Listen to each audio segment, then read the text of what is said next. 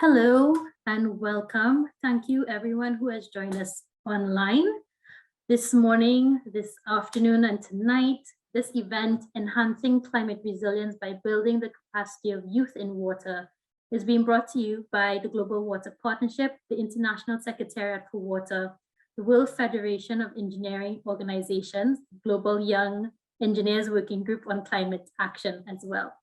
This session will be moderated by myself, Rihanna Gonzalez, the Water Resources Specialist, Youth Engagement at the Global Water Partnership, as well as Michelle McClem, Engineer Tonkin and Taylor, and a member of the WFEO Global Young Engineers Working Group on Climate Action. So for the past week, there have been numerous youth advocating for calling for action all over the world. Young people are actively proposing and implementing inspiring, innovative ideas and creating their own spaces to advocate, design, and improve their future. They are also contributing through different mechanisms such as academic research, engineering design, project management, and construction of solutions, as well as in government and policy making. Through this session, we will look at some examples through the work of young engineers, as well as projects coming out of the Youth for Water and Climate platform. So in interest of time, I will jump right ahead as we go through our agenda. Firstly, we will have a feature speaker who will be Sarah Dousse, and so looking forward to hear from her. Then we would have a panel, really great panel discussion with some really amazing people. We will introduce them at that segment. Then we'll follow on with youth stories and the launch of the Youth Joint Statement and a Q&A before the closing. So now I will go on and welcome Sarah Dousse. Welcome to our session. Sarah Dousse is the Executive Director of the International Secretariat for Water, and she is she started at SWE as an advisor on development, partnerships, and communication. She is now executive director for the movement, contributing to its advocacy work in different areas. A socio-economist by training with a solid understanding of international development, particularly in the water and sanitation sector. The natural curiosity and desire for a challenge led her to work and study abroad. She has worked for local NGOs and for the water division of the Swiss Agency for Development Cooperation, SDC. While at SDC, she advocated for access to water and sanitation to be considered a human right and for the inclusion of a specific water goal in the 2030 Agenda for Sustainable Development. So I'd like to welcome Sarah Dousse. The floor is yours. Okay, thank you, Rihanna, so much. Good evening or good afternoon, everybody. It's really a great pleasure to be with you for this session. Thank you so much for having me. Climate change, this is the defining issue of this century, of course, and the youth, young people are the ones who can and who have to put pressure on decision makers and act now to ensure that there is a future for humanity on this planet. And you know, climate change is actually water change. Floods, hurricanes, they affect access to water, they affect sanitation, they affect food, it creates insecurity, it impacts the economy. And around the world, we have tons of youth that have inspiring solutions and who are creating their own spaces to advocate and to secure a future. But they very, very often face a technical and financial gap to successfully implement their solutions, as they are often marginalized or excluded from funding opportunities. In my organization, the ISW, we have been empowering the new generation of water leaders and climate leaders since over 20 years, and we are finding innovative ways to support youth-led action, what is at the core of our mission. 2018 was a very important year for us, as we have joined forces with the Global Water Partnership to launch the Youth for Water and Climate platform.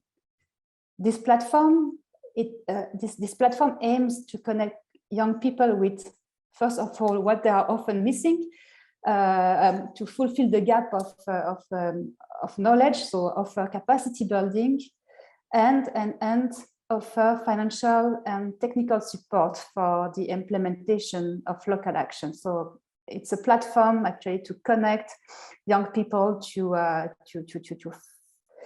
financial actors and to connect those young water leaders and climate leaders to the people who have the knowledge and who can support them. It also provides seed fundings and technical support to projects related to water sharing, water and health, water and agriculture, or water-related risk. Since 2018, 600 projects have been submitted on the platform. For example, in 2020, we launched a call for projects, and we were really surprised about what we received. We received in a few weeks over 300 submissions coming from 50 different countries, demonstrating the real demand for such opportunities. And we relaunched a call in 2021 where we received high quality projects that I have to say, really good project from over 70 countries. And over the last 2 years, we were happy to be able to offer financial and technical support to 18 projects from different contexts, offering different solutions, and some of them you will get to know about today. So, as mentioned, access to finance, access to technical support is essential for young people, and we have to come together across sectors, across borders, across generations to find ways and mechanisms to make this happen. This is why I am very glad to be participating in this session, which is bringing together voices of young people from the world, including youth and experts from different sectors, such as the finance sector. It is through intergenerational dialogues, such as this one, that we will co-create innovative solutions to face the biggest challenge of our century. Thank you so much for your attention. Thank you so much, Sarah. And I think you're definitely pointed that the accessibility to financing as well as resources is definitely one of the major things that youth need in moving forward with their projects. And it is something that, as you mentioned, the YWC platform aims to fulfill this gap. So now moving forward and to have a discussion, I will hand over to Michelle to start to introduce our panel segment. Over to you, Michelle. Great, thanks, Rihanna. It is my pleasure to introduce the next segment of our event, which is the panel discussion. This discussion aims to look at how the finance and the technological sectors of the water industry can work together to reduce the barriers in enhancing climate resilience through building the capacity of youth. Our panel is going to be moderated by Alyssa Vaillancourt. Alyssa holds a bachelor's degree in business administration from HEC Montreal and a master's degree in international studies at Université de Montréal. Following her studies, she joined the Quebec government's Ministry of the Environment and the Fight Against Climate Change as a climate change advisor. She is now Youth Project Officer at the International Secretariat for Water, where she works on the development of the Youth for Water and Climate platform and the empowerment of the World Youth Parliament for Water. Alyssa is also a member of the Global Centre for Adaptation's Youth Advisory Panel to the CEO. Over to you, Alyssa. Thank you so much, Michelle, and thank you, Rihanna and Sarah, for your wonderful opening words. So it's a pleasure for me today to be animating this panel. So before we go any further, we have such an amazing panelist with us, group of panelists with us today. So I would like to let each panelist about 1 minute, if you would like to introduce yourselves and give us a little bit more background to get us started on your current work, and maybe a little bit more information as well on what you hope to achieve through today's discussion. So to start us off with their opening remarks, I would let Michelle to take the mic. Okay. Hello, everybody. I'm really happy to be part of this discussion. I'm Dr. Michelle Ken. I don't know, youth activist in the domain of water and climate. I'm really passionate by what I'm doing. Actually, I'm coordinating a regional network on water and climate in Central Africa. And through this session, for me, I really want to contribute to bring a message. This is not my message, because I shared the orientation of this session with the other youth to say, okay, I have something to bring out. Please, what are your thoughts about this thing? I really want to come out with a general message from the youth of our. Thank you so much, Michelle. Over to you, Caroline. Hello, hi everyone. First of all, thank you very much for the invitation. I'm really excited to be here tonight. So I'm Caroline Fouvet. I work for Willis Towers Watson. I'm part of the Climate and Resilience Hub, where I'm a climate finance analyst. And for the past 5 years, I've been working on the Green Climate Fund and helping developing countries access the Green Climate Fund, understand its requirements, helping entities to become accredited, and also working on involving the private sector in financing climate change adaptation. And I'm really looking forward to the discussion tonight and also hearing concrete examples of on-the-ground projects. Thanks very much. Thank you so much, Caroline. So hopefully we'll be able to get some inspiration from all of your stories and from the videos as well, as we'll be seeing towards more of the end of the session. So now we'll leave it off to Tarika.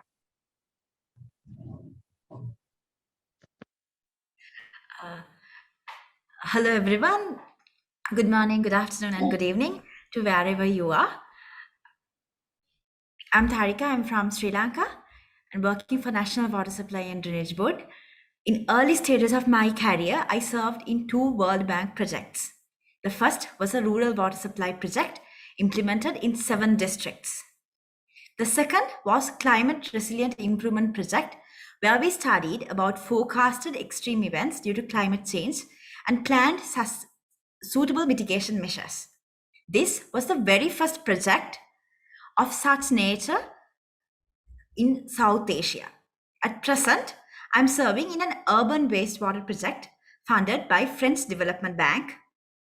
Further, I founded an organization called Today for Tomorrow to serve in the fields of climate change and water. Our project Bindu, meaning drops, which is for supplying water for rural village, won a grant from International Secretariat of Water. By representing youth, I'm super excited for today's session to listen for the pioneers about their contributions in order to combat climate change and water in all over the world. Thank you, Tarika. And finally, over to you, Stacey. Hi, it's my pleasure to be here. My name is Stacey Swan, and I'm CEO of Climate Finance Advisors. And I'm really excited to hear some of the lessons and experiences of our panel. And also in particular to kind of, bring the insights from the financial sector about how water assets can be financed and made resilient. There's definitely a need to accelerate kind of climate resilience in water all over the world, and in particular for some most vulnerable countries.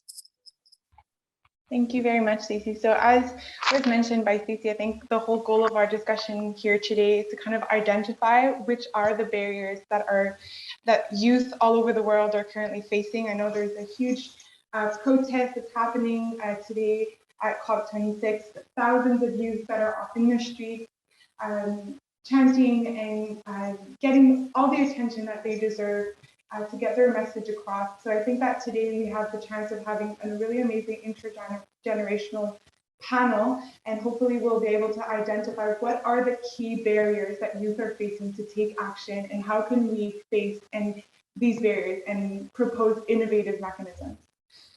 So to start off with the discussion, I would like to hand it off to Michelle. So Michelle, you've been involved for many years in the field of water and climate.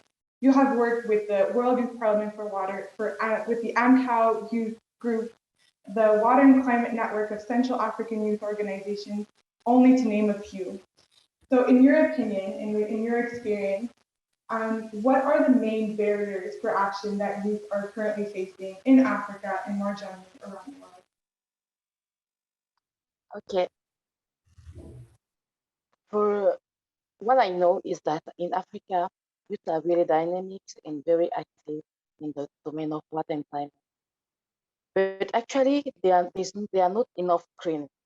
They don't have at time the right training. Maybe we have some engineer coming from school, but how much engineer do we have when we consider what we need to do? It's not enough.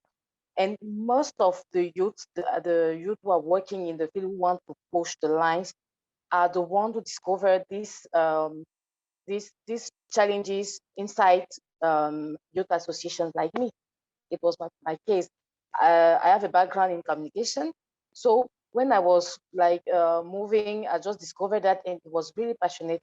So we don't have opportunity at time to build our capacities. For example, we have youth with good idea in the sector, but they don't even know how to move from the idea to a concept, not all to move from to go to the project. I don't know, maybe Sarah will tell us more about that because they receive many projects. But when you just get in touch with the youth, they will tell you a very good idea, but they don't know because they don't have the support, the right support. This is why I'm really happy with this project of this platform for youth and climate. Very interesting. And also, I can talk about the fact that they don't have a real support even at the national level, because the stakeholders, at times it's private stakeholders or NGO that support youth, but at the national level, the countries, they don't really support what they are doing. Let me take just a basic example. As we have delegation from countries, from African countries, they actually in the COP. But how much young people do we have in this delegation? Let's go far. When we are preparing COP, there are local COI taking part in every country. We don't have the support of our national stakeholders in this process. How can youth have the support after this if when they are organizing small things, they don't have the support of this for the national parties? But we have and we recognize and we are grateful for the support of international organizations, but international organizations are not the one implementing things in our countries. They just help and accompany and support the countries in the way they are doing things. So this is a very big problem because they don't have the conscience of what young people can bring in the table. We like young people like observers. We are not just observers, we can bring something in the table. For the coming World Water Forum is a very good initiative that has been launched. There's an open call for youth participation in panels, like to be speakers. This is very amazing and it is unique opportunities. So this is a very big obstacle. We young people in Africa, we need to be mentored. We need to be support and to accompany so that we can also accompany the process. We don't just need to get the finance and come to the COP. This is useless. I've been traveling for years, attending forums, but at the end, when you come back to your country, you say, okay, what's next? There's nothing next, nothing next. So this is the very big problem, because if this problem is solved, the problem of training will also be touched, and all those problems. So we need to have this concept of what young people can bring, not just taking it in a political way, but taking it in the youth must be part of the solution. Thank you so much, Michelle. I think there's so much to unpack in the message that you just shared. There's so much in there. I think you've covered so many really important points regarding capacity building, access to finance, being heard and considered in big international events, and as an important participating party that needs to be at the decision-making table. So I would jump from what you just said and kind of build on to that. I think that one element that you mentioned regarding access to finance, I think that's so true. We say young people need to take action, and I think there are so many people all around the world that are willing to take action, and that some are also need capacity building, but some already do have the capacities and do have that entrepreneurial spirit to put into action what they've been shouting in the streets for many years now. And one of the there's so many big international funds out there that exist. And so Caroline, on our panel today, you're our expert for these big international climate funds, such as the GCF. You work at Willis Towers Watson, and you're currently assisting countries with to access international funds such as the GCF. But as a young person, sometimes these big international funds seem so inaccessible. So in your experience and in your work that you're currently doing now, why is it so difficult for youth to access funds such as the GCF, and what could we do to help youth to make these funds more accessible for youth? Of course, no, thank you very much for your question. And I think it's really important tonight to recognize that there's a big disconnect between the international climate finance landscape and then the people on the ground who want to receive the money and implement projects. And I think when it comes to the GCF more specifically, I would say the main hindrances I would see were first the requirements, the very stringent and specific requirements that maybe don't make sense to people who want to down the line access the Green Climate Fund. And one of the main requirements that has been a pitfall for many project developers is the climate rationale of a project, because the Green Climate Fund wants to fund climate projects and not development as usual projects, even though both have a lot of overlaps. And I think it's really important for people who submit projects to be able to demonstrate how their projects will help communities facing already climate impacts, adapt to climate change or mitigate climate change, what's happening right now, what's happening in the future with climate change, and how that can be transformed through the project. Another issue I see with the Green Climate Fund are the different actors who are involved up until you reach the fund in the end. So for example, the National Designated Authority, which is the focal point in developing countries' ministries, which will give its green light to projects. So it's not everyone who knows which one is descended and how to access it. And also other actors like the accredited entities, who are the entities who can submit the project to the fund, but that's the entities that young people and CSOs should be working with to get the funding on the ground. And then I would say a big hurdle as well is that the GCF is an international climate, a large fund that wants to fund very large projects, over $5 million usually. And on the ground, we have very small projects, small scale projects. So there's this disconnect between the small scale idea and then the large scale ideas that the GCF in the end wants to do. And I think what can be done, I think it goes both ways. I think there's capacity building for young people and for organizations. And I think platforms like the water and climate platform that was mentioned is a good step. There's capacity building that's provided from the GCF directly through the readiness program that aims to explain the requirements of the GCF directly to people in countries, to many different organizations. And I think it can be done the other way around as well. I think young people should also help themselves. And by that, I mean, stop working in silos, because there are tons of very great tiny ideas, but if they want to make impact in the long term, they have to join forces and then to demonstrate how they can scale up things that already work on the ground. Because I think young people know their countries really well, they know the context really well, and they just need to work together.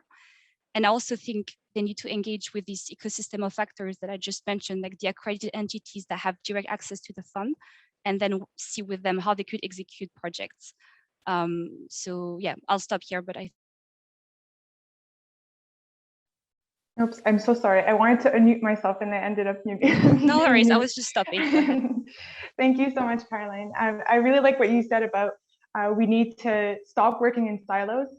I think that in the climate movement, I feel like we've seen more of a united movement regarding climate, but I think especially in the water sector, I feel like there are so many youth movements that are out there that are currently working in parallel. And I think that's going to be one big thing that we're really going to have to work on, and we've already started working on for the World Water Forum, is really creating a united voice for the youth to be able to scale up our impact and to make sure that we're heard as we must on the international scene. So thank you for that. So we talked a little bit about the big international climate funds, such as the GCF, but there are so many more. There's a bunch of other actors that are also involved in the financing, such as the private sector. So I would like to hand it over now to Stacey. So Stacey, you have a long list of so many different kinds of experiences. You're currently the CEO and founding partner of Climate Finance Advisors. You also work as a professor.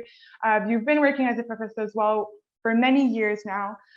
So can you tell us a little bit more about how you perceive the role of the private sector, and how can the private sector better support early stage investing for innovation brought forward by young people?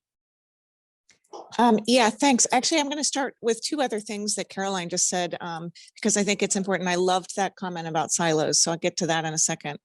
But you asked her a question about why the GCF is so hard for youth. And I want to just say, kind of in this forum, and for the youth that might listen to this, the GCF is hard for everybody. It's not the youth, it's the GCF, which is very hard for everyone to access. It doesn't matter kind of how much experience you have. It's quite a bureaucratic system, which is almost a lesson for the world, right? We really do need our systems, processes, policies to be more efficient, faster, enable us to have action faster, because we're running out of time. So that's something that, you know, any of those youth out there and youth working in water who want to access the GCF, you know, we definitely need you, and we definitely need you to engage, and we definitely need you to engage not just on the projects, but also in helping them make that fund more efficient and more accessible. The question, or the comment about stopping working in silos, I think was perfect. A great segue to one of the things that I think is really important for people to remember or recognize, which is that we need everybody in all sectors, in all disciplines, in all walks of life working on the climate agenda. There's no job of the future that doesn't include climate change. That includes accountants and lawyers and doctors, and yes, bankers and private equity people, and development professionals and engineers and activists. So, you know, we also need to kind of not, as in an effort to not work in silos, also not kind of, or also recognize that all of those people are needed, and all of those people need the capacity to think about what they do in their job and in their career, and how they work on, you know, things that make them happy in life through the climate lens, because that's going to be absolutely necessary. As I teach, I have been teaching for about 8 years now. I teach in the business school at American University in Washington. I used to teach at Johns Hopkins. And I can't tell you how popular sustainability and climate change is for business students today. And 20 years ago, 30 years ago, that was not the case. I mean, you went to business school and you got a degree in finance, but you didn't really think about how that affected the world. There's a sea change coming because the youth are changing the world already. So I think that's really important to kind of recognize. And then finally, I would say, remember that there's people coming up behind you too. So I feel young, but I'm not as young as you guys, and you guys are young, but there's youth behind you. And while we're trying to kind of build the capacity of the youth, and the youth will be the kind of, you know, managers of the future, you're in the best position to build climate capacity across kind of all sectors and disciplines. Those of us who've been working on climate change for a long time are few and far between at our age and with our experience. So we need to kind of multiply ourselves down the generations, and you guys are very well positioned to do that. Thank you, Stacey. So now I think we need to see how we can do things better. So we've talked about what are the problems with the things that currently exist and the barriers that are currently faced. But now I want us all to try and envision what can we do better, and how can we propose innovative mechanisms that are going to allow youth to face these barriers, to have access to more capacity building, and to have the capacity to implement these projects. And also, how can we propose innovative mechanisms, financing mechanisms, to allow the youth to have access to this important financial support that is essential to implement activities and to take action. I know the finance is out there. I know all the knowledge is out there. I think it's just a means of getting it how to get it to the people on the ground. So one mechanism, I'm sure that together we can brainstorm on so many ideas, but one mechanism that we're currently working on is the Youth for Water and Climate platform that's been mentioned a few times already since the beginning of the session, that aims to propose an innovative way of getting the funds to the youth on the ground. So not only giving them financial support, but also accompanying it with technical support and a one-on-one really guidance to help them through every step of the way, that everything that comes with getting access to these funds. So Tarika is one of our youth that has been selected amongst the hundreds of youth that have submitted a project, as Sarah mentioned earlier. So Tarika, could you talk to us a little bit more about how has your experience been with the Youth for Water and Climate platform? How has this platform been different? For example, I know you've also had experiences with the AFD, you've had experiences with other bigger organizations. So how has this experience with YWC differed, and what has it given to you? Off to you. Thank you very much for that question, Elsa. I will start my answer with the question, with the discussion popped up by Okla. She mentioned that the youth should play a vital role, not at the bottom, but at the middle. I would like to add, yes, of course, youth should play a vital role, but not at the middle, not at the end, but at the top. Let me start the answer for your question. Of course, I highly believe from the way that they call the projects, they call, like, it was interesting and I was enthusiastic and empowered to be part of it. The title says, Global Youth Take Action for Water and Climate Change. And out of 211 projects, 10 finalists were selected from 3 main continents, considered as vulnerable for safe access to water and sanitation, and Center for Climate Change. They are Asian, South African, and Latin American. Further, they have clearly mentioned the selection criteria also at the beginning. That was very interesting. I really like that. That they would consider about teamwork, partnerships, collaborations, achievable number of sustainable development goals, and time period. Women, just like you and I in the panel, are the center for combating climate change and water-related issues. Importantly, they have mentioned about the significant role of women leading these projects. Even this panel discussion is having 5 women leaders. Most of these projects which were selected for funding are led by women. When talking about the support given by ISW and their leadership, we had several capacity building programs, networking sessions with fellow water leaders. Bindu Drops is a project which I am working on, has several components, and biggest component of it is to get them connected for safe access for water. And even within a month from commencement, I'm proudly says, in the new normal, we were able to achieve that target.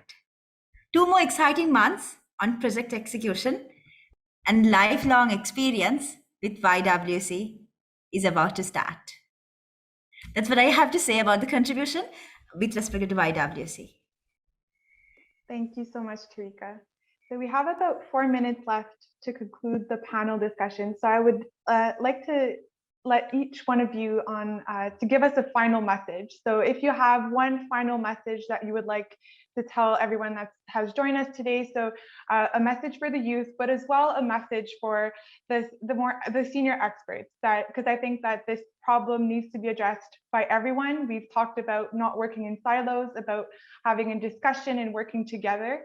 So if you have one message for the youth that are listening and one message for the experts that are listening, not saying that experts can't be youth, but just maybe older generations that are listening to us and that are asking themselves, how can I act and how can I support?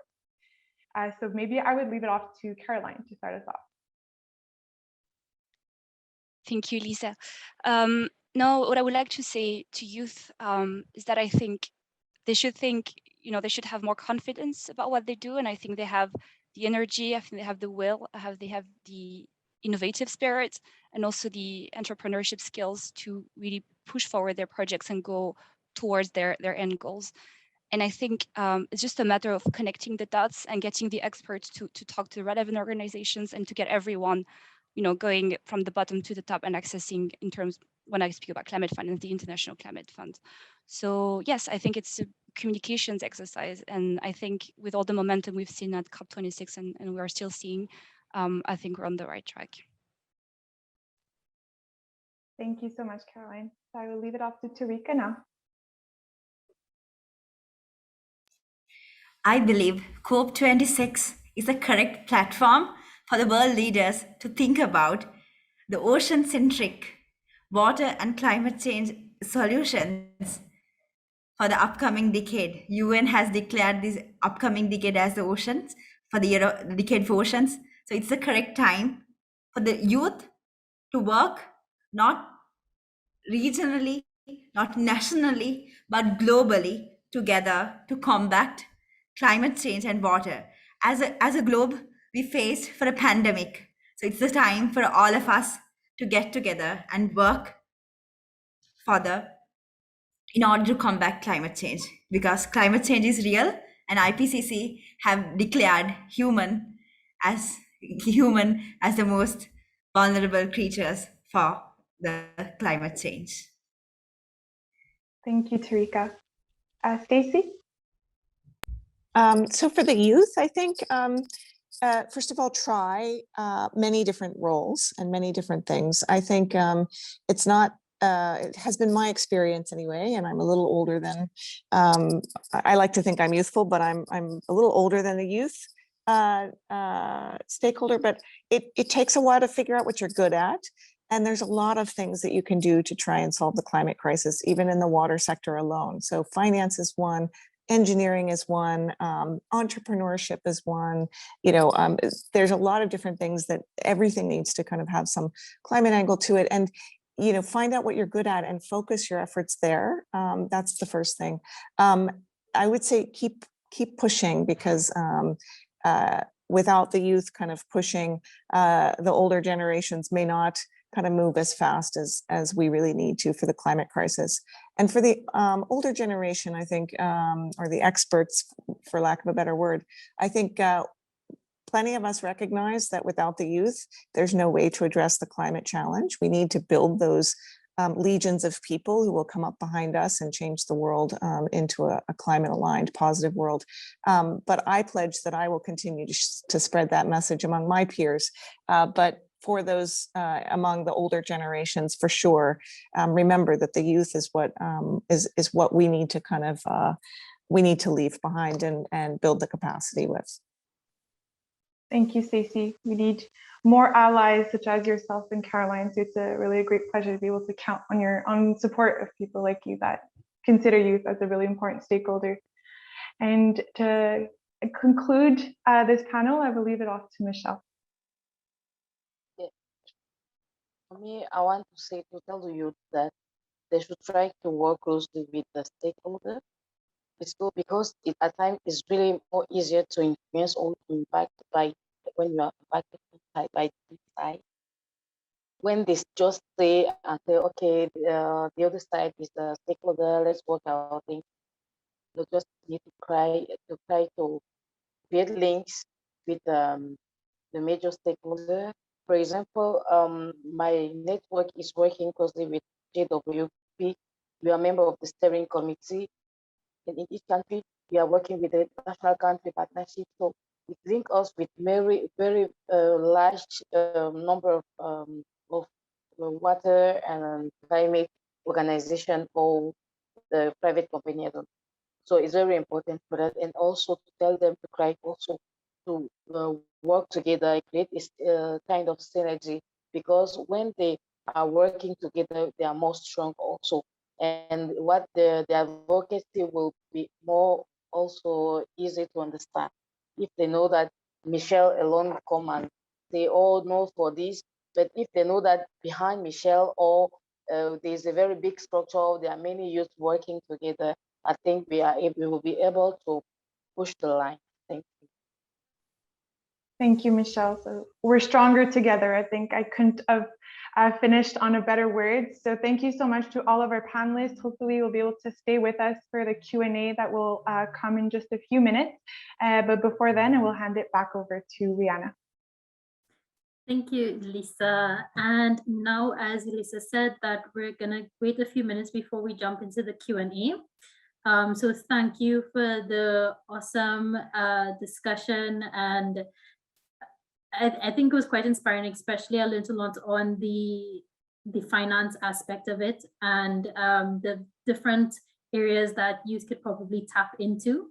But now we're gonna go into the introduction of the Climate Declaration, a joint statement from the International Youth Organization. This is an unprecedented statement that has been put together to get the attention of UN member nations. So I would like to introduce you to Milda Pladet, I hope I pronounced that right, and Kirill Holstovs. I'm so sorry if I butchered that. Milda graduated from the University of Southampton with the M.Eng degree in civil engineering and worked on construction and infrastructure projects. She completed the traineeship at the European Commission Unit of Engineering, Marine and Rail Industries. She was elected to the Commission Trainees Committee and was Vice President of the Public Policy at European Young Engineers NGO. Milda represents the Institution of Civil Engineers at the World Federation of Engineering Organizations, Young Engineers Future Leaders Committee, and is a member of the WFEO Action Group on COP26, where she set up a working group on SDG 13, which aims to work and contribute to sustainable development of countries by promoting and sharing of information and collaboration between WFEO young engineers. She initiated cooperation with UN, UNESCO, and World Bank youth networks on SDG 13 in preparation for COP26. Milda is a Woman in Transport member, Fairness, Inclusion, Respect Scheme Ambassador. And now to Kirill Ostov, who I'm so sorry, is a high achieving early civil engineer working at AECOM Bridges team in Newcastle upon Tyne, UK.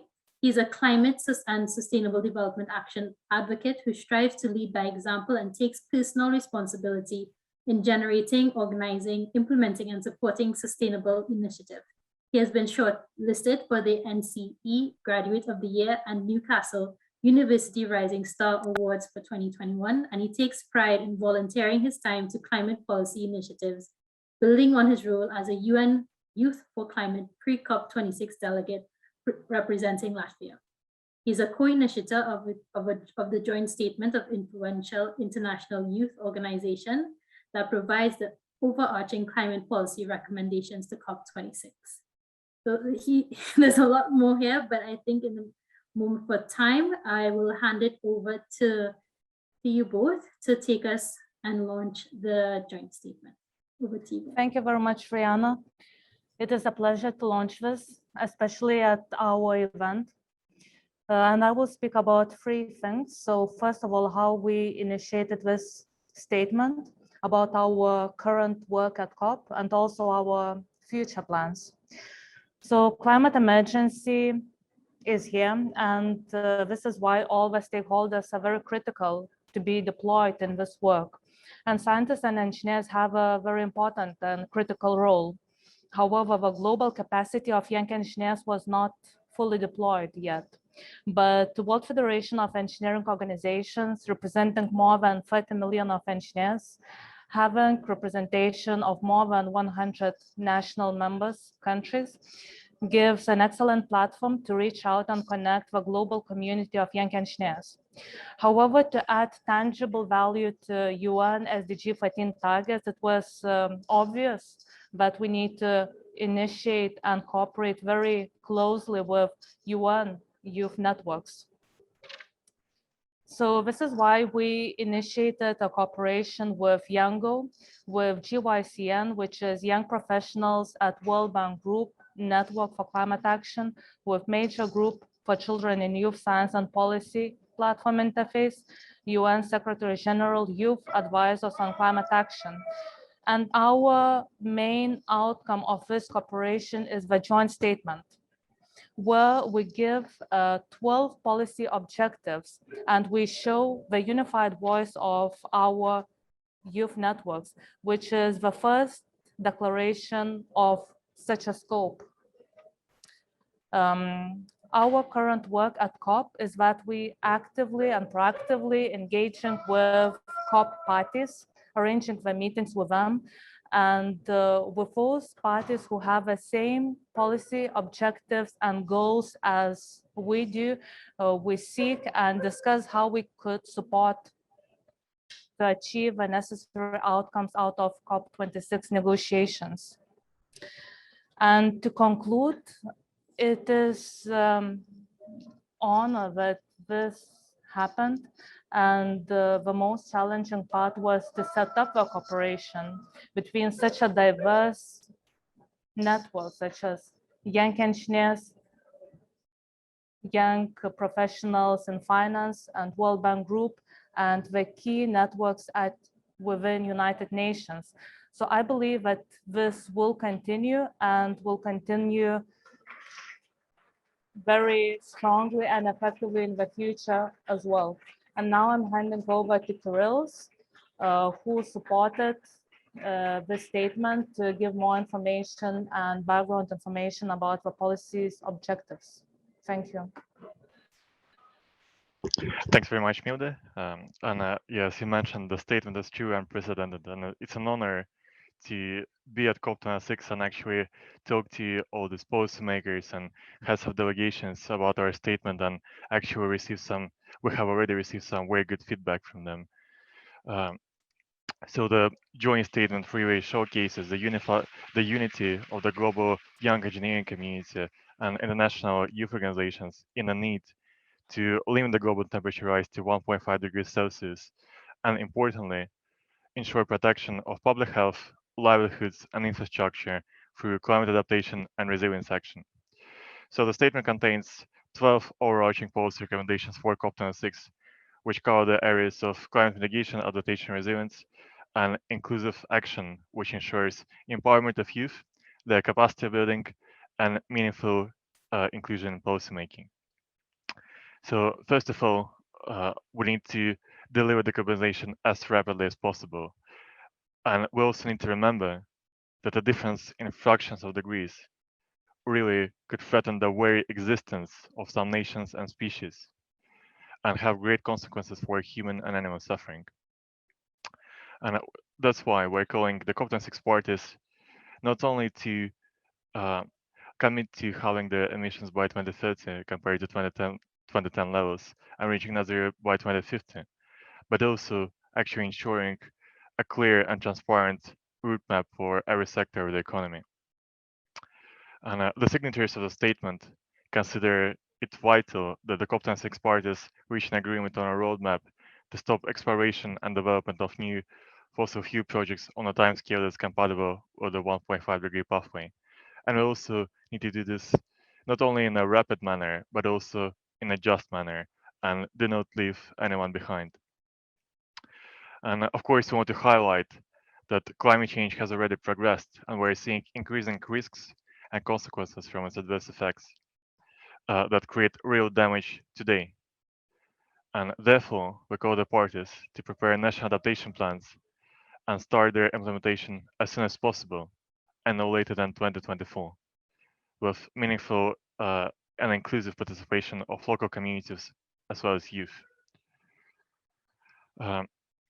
And adaptation plans need to put integrated water resources management at the center of their strategy as well, because success in mitigation actions, as well as building resilience and achieving sustainable development goals really depends on access to reliable water resources. And so overall, we want to ensure protection of public health and livelihoods, and with a particular focus on vulnerable groups, including children, youth, women, indigenous people, the elderly, and people with pre-existing conditions, and groups in the most affected geographical locations, as well as low-income groups. and we strongly encourage international cooperation on that matter, so that developed countries contribute to the protection of developing countries, communities of which often have actually done the least to cause those dangerous effects of climate change, but will suffer the most from them. And backed by the global engineering community, we also want to stress the importance of introducing built environment regulations that align infrastructure projects with 1.5-degree climate targets and provide effective protection to the infrastructure users. And we want the regulations to ensure no net biodiversity and appropriate consideration of nature-based solutions in climate mitigation and adaptation efforts. A particular challenge that needs to be addressed is retrofitting of existing assets and prioritizing energy efficiency and fossil fuel phase out, as well as allocation of costs in a fair way. So from our panelists today, we have heard some great examples of how youth can contribute to adaptation and resilience. And we think that in order to fully utilize their potential and their ambition and determination to create a sustainable future, we do need to invest in them and provide meaningful opportunities for their involvement in decision making and creation of the necessary change. Thank you.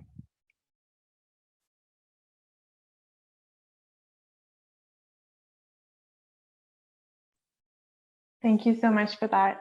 So we're going to jump into a short Q&A period. So if you have any questions, so anyone that you would like to ask, it could be to our panelists, but it could also be to Krills and Milda regarding the joint statement that they've just presented. So we're open to taking all the questions. So to kick us off, we have a first question that was asked by Laurie. So she would like, this direction is directed to you. The question is directed to you, Tarika.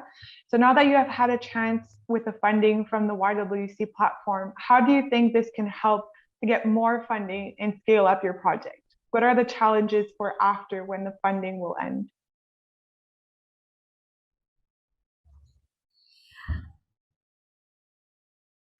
That's actually a good question, Laurie. When we were establishing the project, when we were working with the project, we always think about the sustainable solutions that we can give.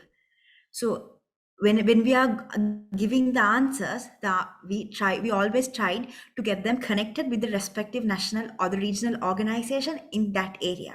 So for that, as I have been worked with National Water Supply and Drainage Board, and working with National Water Supply and Drainage Board helped me a lot. So I believe apart from after giving them access to the safe water, and it will be continuing, we'll be able to help them to manage that sustainably. And apart from that, I would like to emphasize there are several other funding opportunities that they have been called upon, having different areas. So we'll be able to focus on those areas in the future of giving them much more, like making their village itself a sustainable one.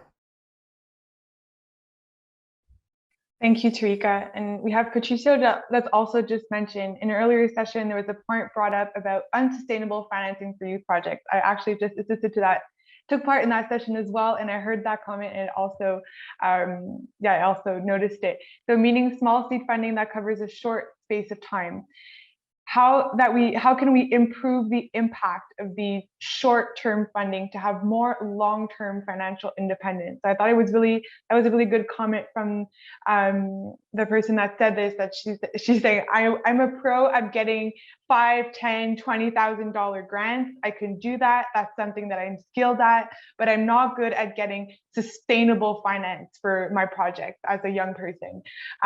So how can we change this, and how can we become more better at getting long-term financial independence for youth? So I think that's a great question. Thank you, Patricio. So maybe either Caroline or Stacey, would this be a question that you would like to try and answer? I'm happy to give part of the answer, or just start to think about this question. I think that comes back to what we were saying, that young organizations shouldn't individually submit small-scale projects. They should, gather and submit projects that that ask for a larger budget and that have a strong exit strategy. So starting to think about what happens when, when the funding stops. And that's where I think it's really important to engage with the private sector and to have the private sector involved from the project from day one. And also I think even though it might be difficult at first to approach the private sector, I think they're becoming more and more aware of physical climate risks and what that means. So I think it's easier to have them on board and that awareness is increasing in that sense. Stacey, I don't know if you want to also comment. Yeah, I think I would echo what Caroline said, and then I would also just say if you're an entrepreneur and you're a youth entrepreneur, and you're looking to raise money either from climate funds, sustainability funds, or elsewhere, make sure you've thought about all of the different skill sets you need to have in the organization to make the project a success and then the funding request a success. Sometimes it's it's not the case that you have a good idea, but you need different types of skill sets to execute. I like to think of it like a play. There's a director of a play. That's usually the entrepreneur, but then you have different people and skill sets that play an important role, whether it's in project management, whether it's in stakeholder engagement, whether it's in certainly accessing climate funds. You probably need somebody who's got those skill sets, which are not, they're not things that you can take your engineers and necessarily point them to, because it's not an efficient use of your engineering skill sets. So think of like the different roles and capacities you need in order to be successful in raising your funds. Thank you. So we have another question. So for Michelle, you mentioned that it's more difficult to gain national support as compared to international support. So why do you think this is so, and how do you recommend to overcome this challenge?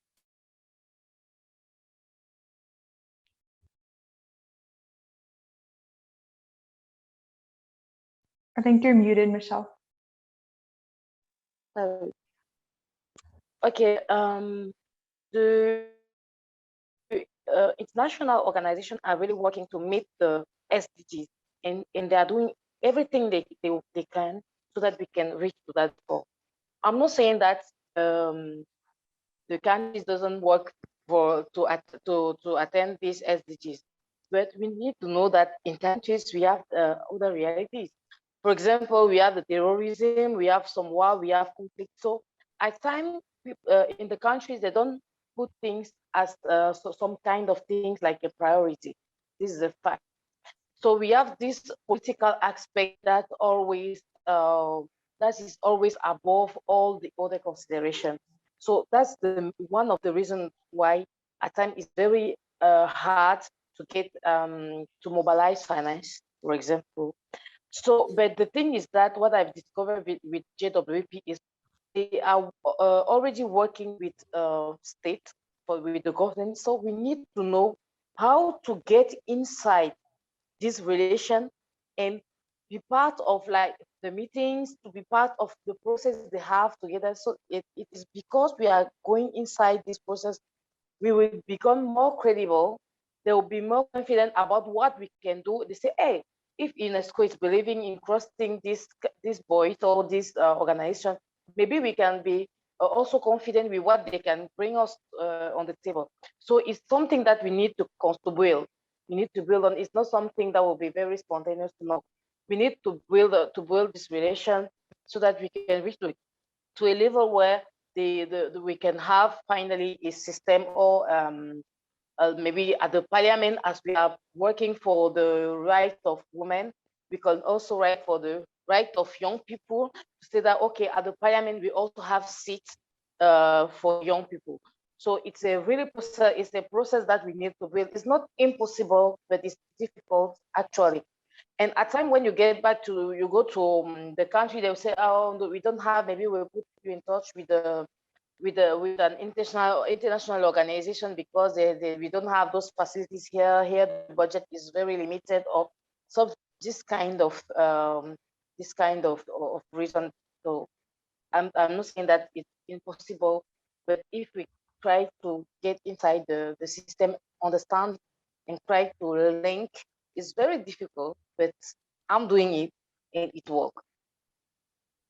I think we can all be inspired by the work that you're doing, Michelle. Thank you for sharing.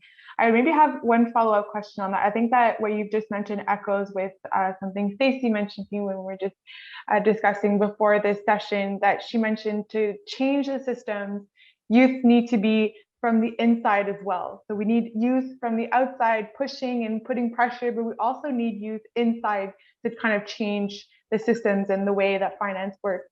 So I know, Stacey, you have to leave shortly. So maybe just if you want to say a few words on that before you leave. Yeah, I think that's, I mean, it's very important. Again, you know, I think of this problem as a problem that requires everybody, inside systems, outside systems, inside organizations, outside organizations. And up until now, up until very recently, this really was a kind of a sector or a segment that was really incremental and marginal, and, you know, whether it was infrastructure, whether it was sustainability or even finance. But today we need people everywhere, in all seats around the table, in all types of organizations. And I think to the extent that that's true, we also need to lift each other up in all types of organizations. So definitely kind of building networks, building different types of networks, and building the capacity of youth to be able to take climate change into any and every job that they go into. Yes, and I do have to leave. I apologize, I need to leave early, but this is such a kind of inspirational topic. So thank you all so much for having me. I really appreciate it. Thank you so much, Stacey, for joining. So we have one question from Tom that asks, skills, financing, and opportunities for climate action seem to be unequally distributed across the globe. How can we best move out of our silos and collaborate effectively across borders? So maybe I would direct this question to Caroline, because Caroline, you had mentioned previously in your opening remarks that we need to stop working in silos. I think this echoes what you mentioned in your speech. So do you want to take this one? Sure. No, thank you. Thank you, Tom, for this question. I think it's a really good point about, you know, what's happening in different countries and what are different experiences. And what we have been doing in many projects are to create international dialogues about best practices and what has worked in some countries. And I think if we could manage to institutionalize this kind of international dialogue through platforms like, once again, the Water and Climate platform that you were mentioning earlier, I think that could be really useful. So people like Tarika, for example, have access to funding and know concretely how the application process goes and what were the hurdles and what worked well. These are very interesting dialogues that could happen on a regular basis and that people could go to and benefit from. Because I think the skills, the financing, the opportunities, everything is already out there. You know, there's nothing new to invent. So it's just a matter of getting connected and getting to work together, learning from other actors and involving the relevant people at the right time. I definitely agree with that. Thank you, Caroline. I have maybe one last question for the Q&A. If ever anyone else in the audience has questions, we still have a few minutes. You can drop them in the chat. But one question that I would have for you, I'm not sure who would like to take this one. So whoever wants to take it. But I know that, so there's a lot of, well, not enough, we all agree with that, but there is a certain amount of financing that's dedicated to climate.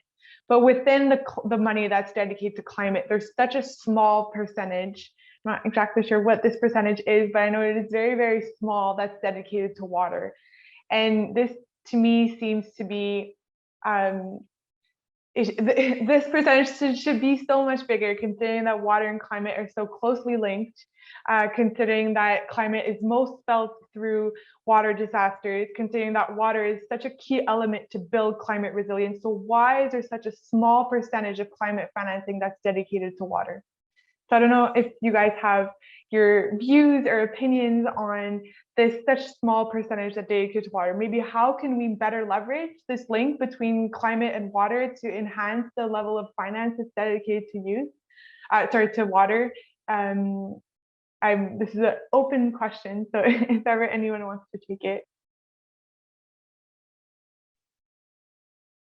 I'm happy to kick off the conversation, but no, what you're saying, Lise, is really interesting. And I think it relates to the adaptation financing challenge that we're facing in general, because as we know, international climate finance goes mostly towards mitigation.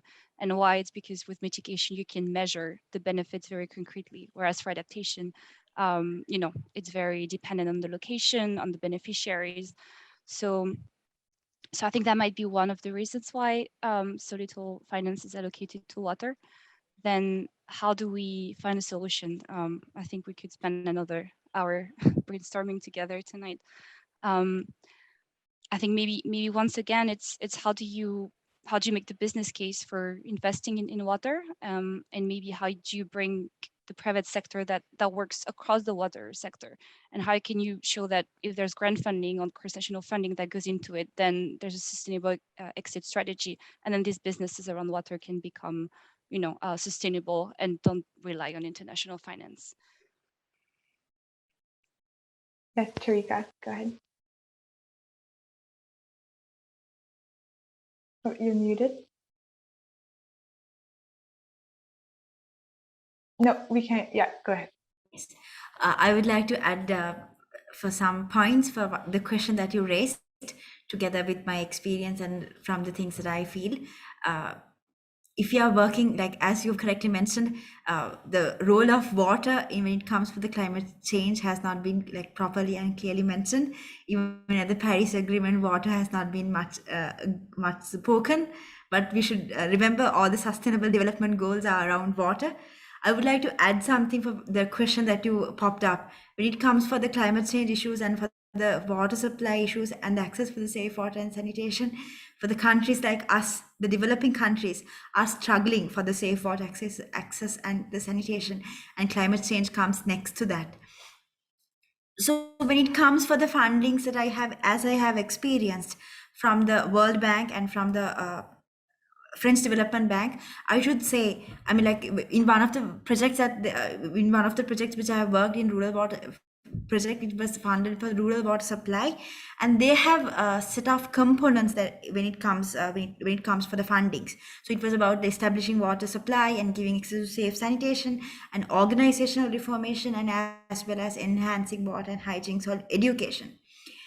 And when it comes for the French Development Bank, they are much more human-centric, where they consider about human grievances, especially on resettlement issues, where it is a good lesson for the governments and regional leaders to consider about the social and ethnic conflicts when it comes with respect to the water.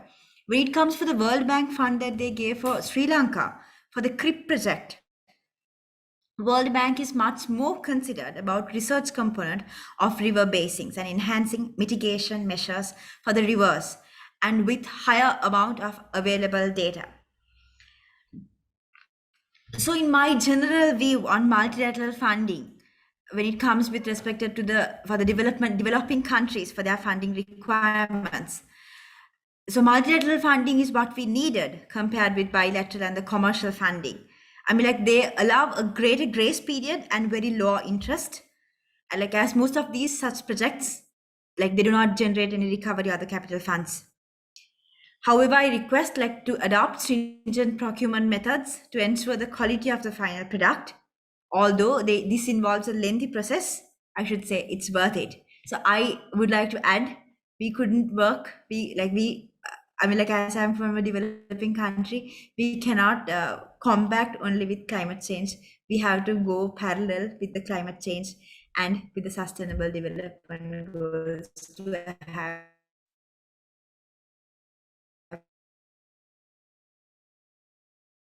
All right. Thank you. Thank you so much, Tarika. Thank you so much, Tarika. I want to thank, so that's the end of our Q&A session. I want to thank all of our panelists so much for stepping in today. It's been a pleasure to be on to animate this all-female panel. It's been a pleasure. So for the last part of our session, I will hand it back over to Michelle. Great, thanks, Elisa.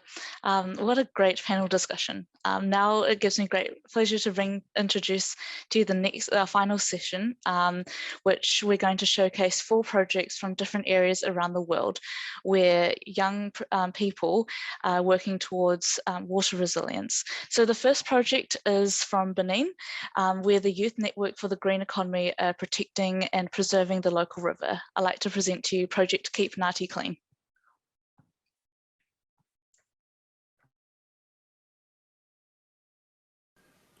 Je suis Adrien Révier-Fort, environnementaliste et président du réseau des jeunes pour l'économie verte.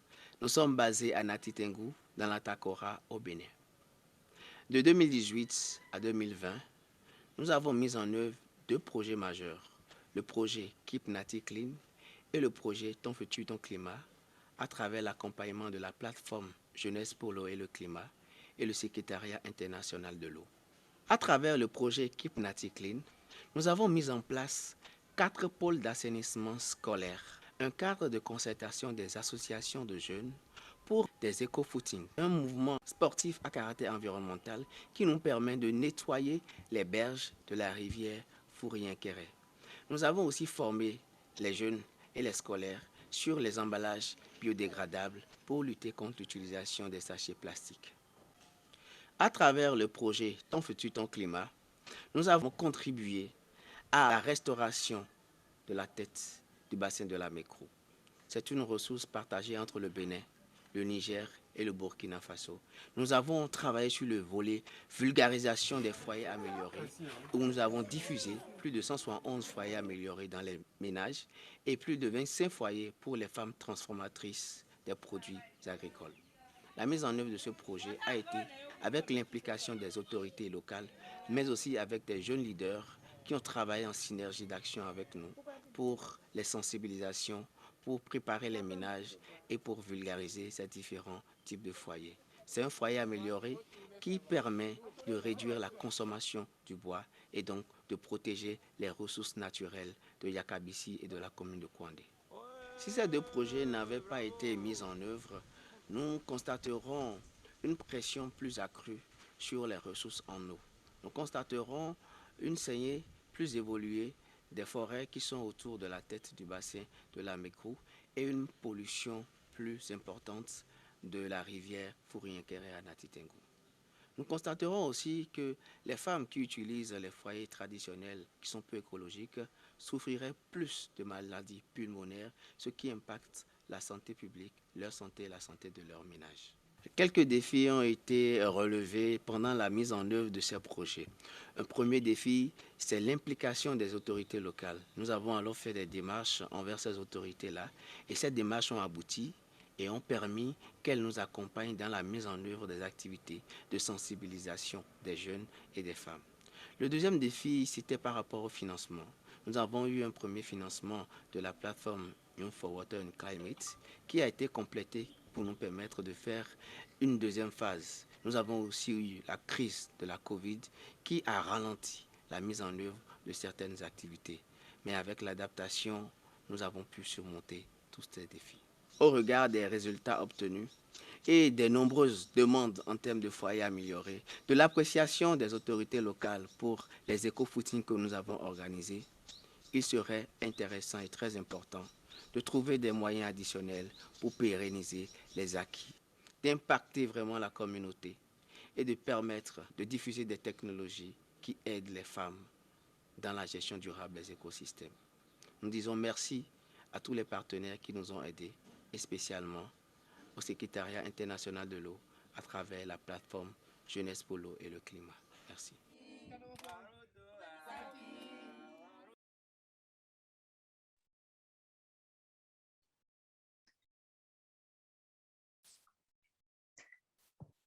Great, so the next project that we're going to look at is by a PhD candidate in civil engineer, Jessica Taylor from Iowa State University in the United States of America. She is researching the climate change adaptation of infrastructure in rural Alaskan Native communities.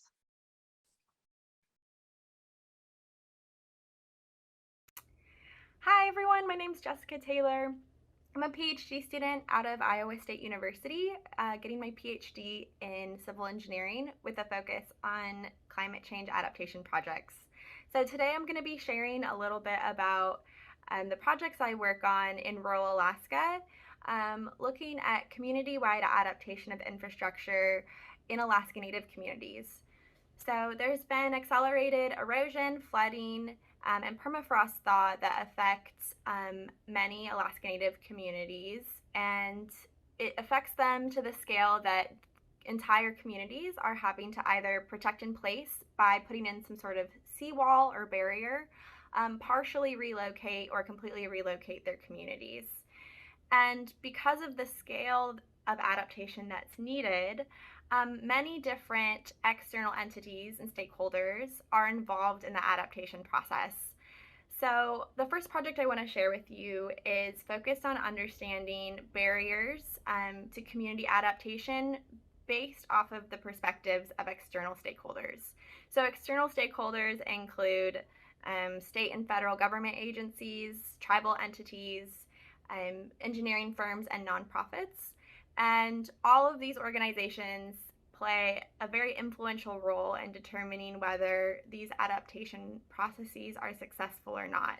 They're typically involved in risk assessments to understand climate change vulnerability of these different communities, involved in providing technical and financial resources, and also involved in the actual implementation of, say, partial relocation with development of new community infrastructure. A major focus of a lot of these community scale adaptation projects is the centralized water and wastewater systems, which are heavily impacted by storm surges and erosion and flooding. If communities have centralized water and wastewater systems, and the piping is typically quite old, and it's not easy to relocate a water system, right? So that's one of the major barriers that communities face when working with external stakeholders is how do we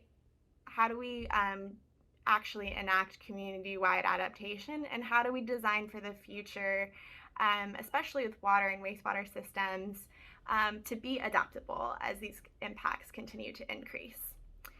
Some of the barriers that we identified by working with external stakeholders is the issue of piecemealed funding, and that funding has to come from many different sources and is not typically designed for adaptation projects. It's typically designed for dealing with post-disaster work or community development, but the conditions on the funding is not made for adaptation, which typically has an extended timeline and is at a different scale.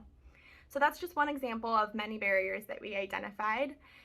And the second project that I've worked on is in partnership with one Alaska Native community in the Bering Straits region that's facing increased flooding, erosion, and permafrost thaw, and that is currently working through some of these processes and these barriers to go ahead and enact community-wide adaptation by partially relocating their community.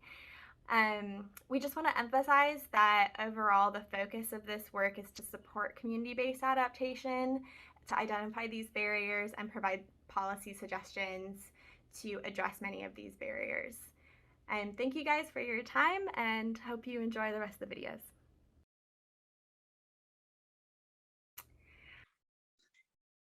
Awesome. So our next project is the Mother Earth Project by Corporación Facilitar, based in Colombia. Through ecological restoration, such as reforestation along the stream, the project contributes to climate change adaptation of the community's agricultural, social, and economic lifelines.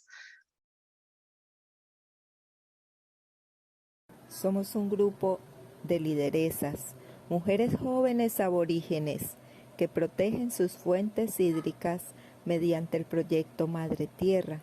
Desde nuestra hermosa Colombia, con nuestras manos llenas de amor, expectativa e ilusión por contribuir con un granito de arena por el agua y el clima mediante la reforestación en el municipio de Necoclí, Antioquia, Comunidad Caribia.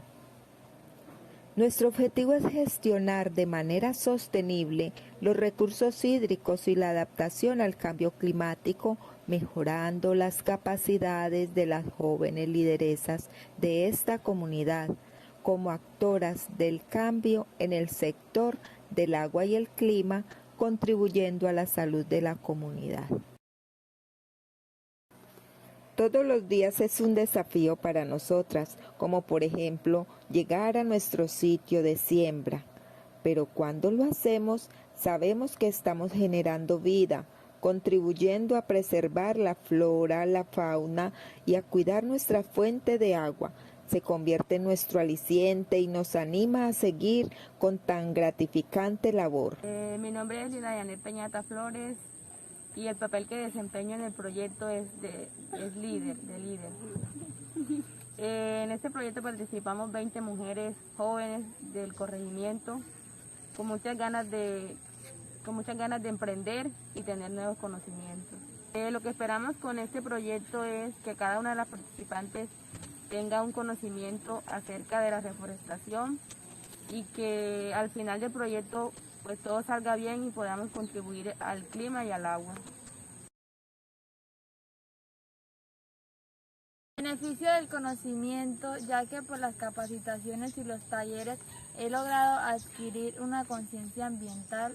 Gracias, Juventud por el Agua y el Clima. Los llevamos en nuestro corazón.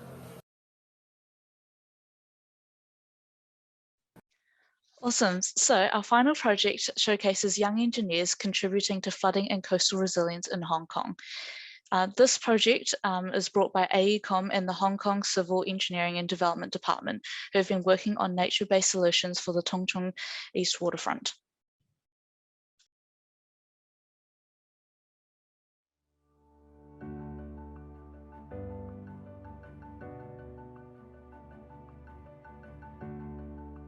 To increase land supply for new developments, reclamation is commonly used in Hong Kong. The reclaimed land are normally protected by typical seawall against storm surge and rising sea levels. They are relatively low cost and effective. However, they do not provide habitat for marine ecology. Tung Chung East Development is a new development area close to the Hong Kong International Airport. For this project, 130 hectares of land will be formed. We will construct about 5 kilometers of seawalls with equal shoreline that will provide resilience to coastal flooding and also improve the ecological value. Although Hong Kong is a small and highly developed city, it still has a surprisingly diverse ecology. To enhance the seawall performance, we have made reference to the natural coastline found in the Tung Chung area. These include mangroves, which are found in more sheltered estuarine coastal areas. Mangroves are highly productive ecosystems that support diverse communities of crabs, snails, fish, and birds. They also provide other ecosystem services, such as water quality enhancement, supporting local fisheries, shoreline protection, and carbon sequestration. We also make reference to rocky shorelines, which are found in more exposed locations that have higher wave action. Rocky shorelines support completely different ecological communities to mangrove habitats. One especially important feature of natural shorelines are rock pools that form naturally as the tide retreats. These provide refuges for all kinds of marine flora and fauna during low tide. So, using these two basic habitat types as a reference, we worked with our landscape architects and engineers to develop the eco-shoreline design. These include mangrove eco-shoreline that were designed to hold fine sediments that will support mangrove plants, as well as rocky eco-shoreline designed to mimic more exposed shorelines. These were designed to include rock pools that are an important component of the natural habitats. As you all know, coastal resilience is relatively new in Hong Kong, and this eco-shoreline approach is new to us as well. So, we first test the design at a site close to the project site, which you can see around us here. For the rocky eco-shoreline, it involved casting and installation of the bio blocks. This procedure was not easy, as quite a lot of precision was needed to place the block from a floating barge with the help from the divers. For mangrove eco-shoreline, we ship in sediments and plant the young trees. This side trial has allowed us to iron out some design issues, such as making sure the pools in the rocky eco-shoreline are watertight and retain water, and which types of mangrove are suitable for planting in the project site. Of course, it helped checking the resilience of the design, that means whether it can withstand the large waves that occur during typhoons. This trial site has been established for over a year and survived under numbers of typhoons. The trial also allowed us to assess the ecological performance of the design. We found that some of the mangrove species used in the trial performed better than others, and this informed the final design. The monitoring work has also recorded more than 40 species from both the mangrove and the rocky eco-shoreline, which is more than double that record from the standard engineered shoreline. Given the increasing risks of flooding and erosion resulting from climate change, we hope the eco-shoreline project has shown how nature-based solutions can help providing climate resilience.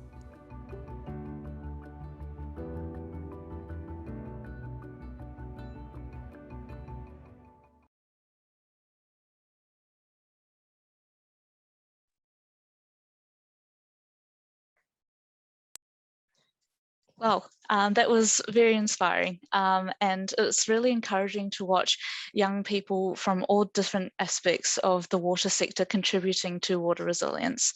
We'd also like to thank all the organisations, young leaders and supporters who made all of those projects that you just watched happen.